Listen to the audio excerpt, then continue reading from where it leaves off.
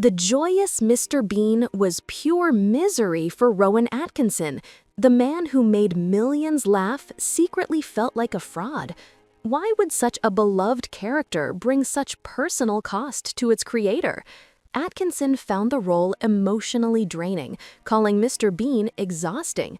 Every single episode took a piece of him. He looked forward to filming ending because playing the silent, bumbling character left him utterly depleted. This hidden struggle started long before Mr. Bean ever walked onto a stage. The character offered a strange escape. His stutter, which led classmates to call him an alien, vanished completely when he performed.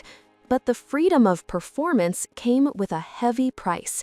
This childhood trauma shaped everything, making his biggest success a secret burden. Rowan Atkinson was not always the master of physical comedy we know. He was once a quiet, awkward boy, deeply burdened by a severe stutter.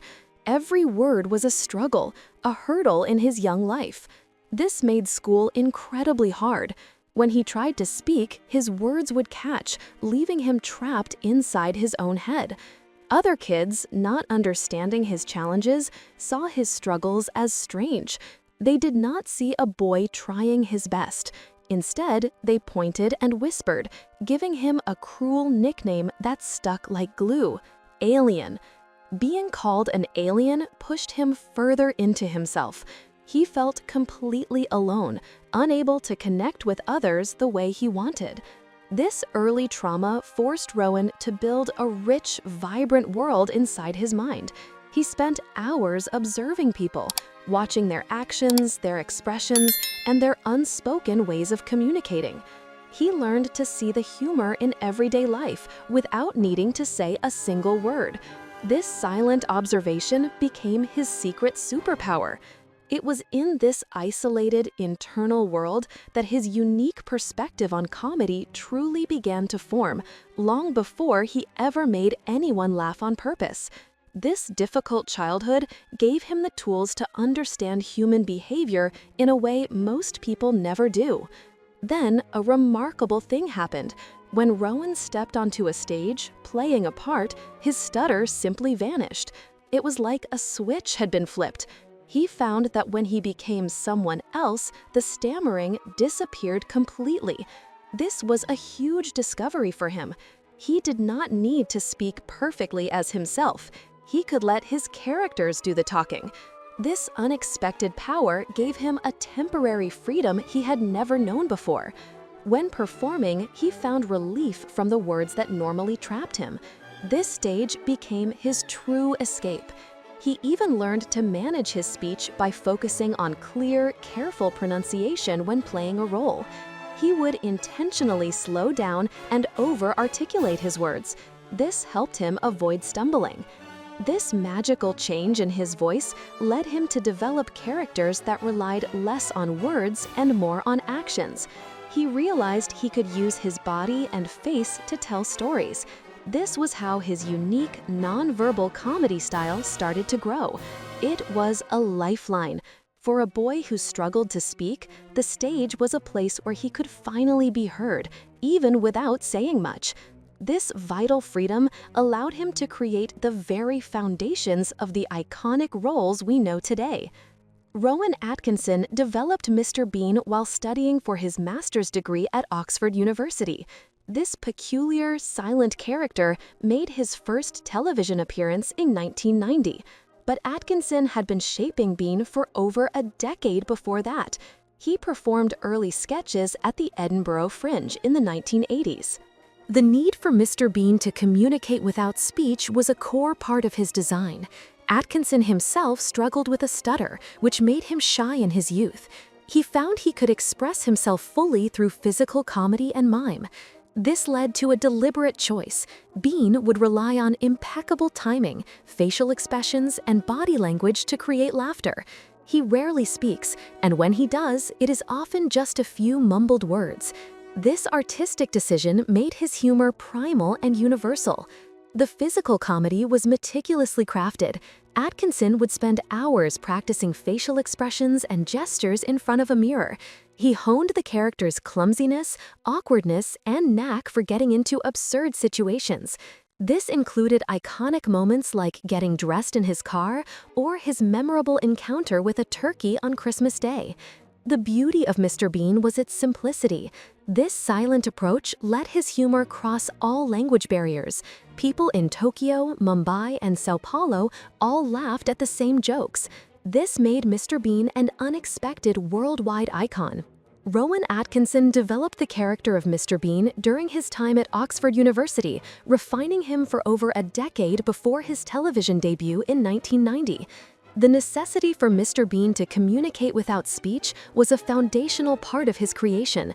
Atkinson, who faced challenges with a stutter in his youth, found that performing allowed him to express himself freely through physical comedy and mime.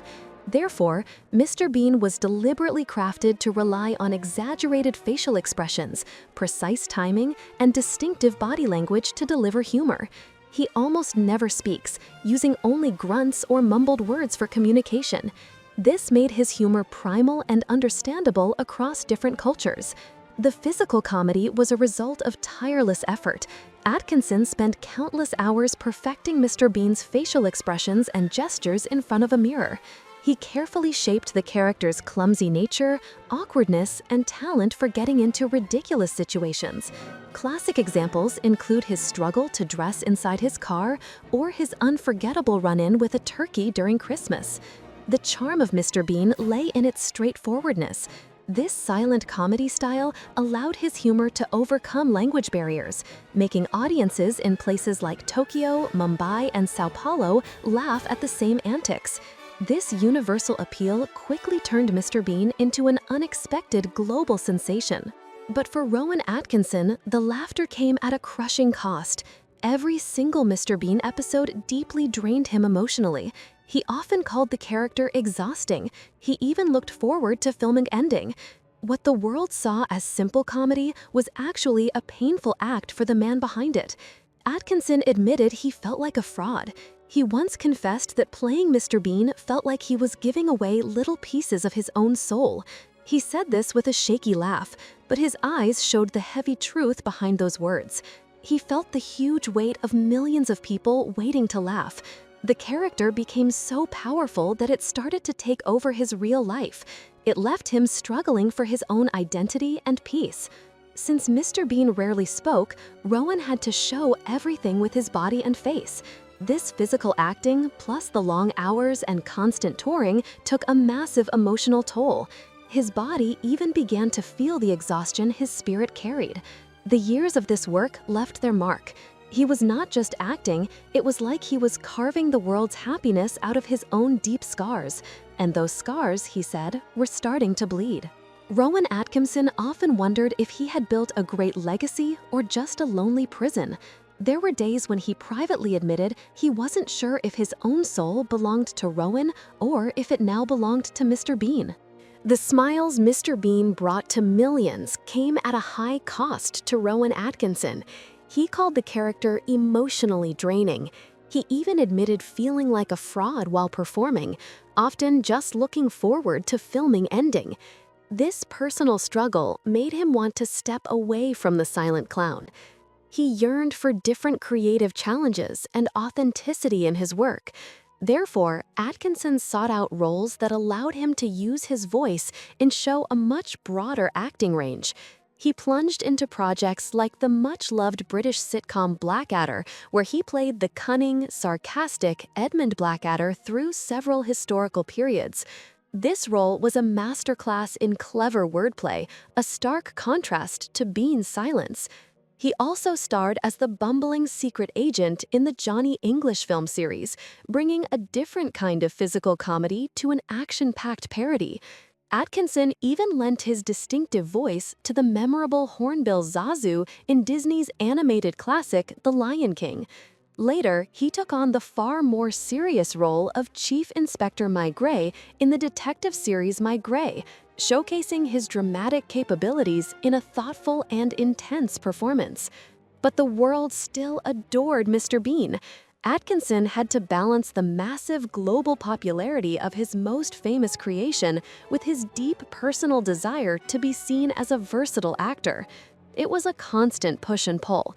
He chased authenticity, wanting to express himself beyond the shadow of the silent clown. But Mr. Bean's fame was immense and hard to escape. Rowan Atkinson, now 70 years old, finally shares the truth the world always wondered about. He recently confirmed what many people quietly felt in their bones.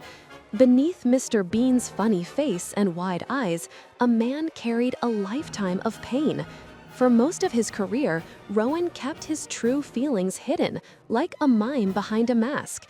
The sad part was that the world never guessed he hurt at all. How could the man who made everyone laugh have struggled so much to speak as a child? His stutter began when he was just 5 years old. It stole words from his mouth and locked up sounds.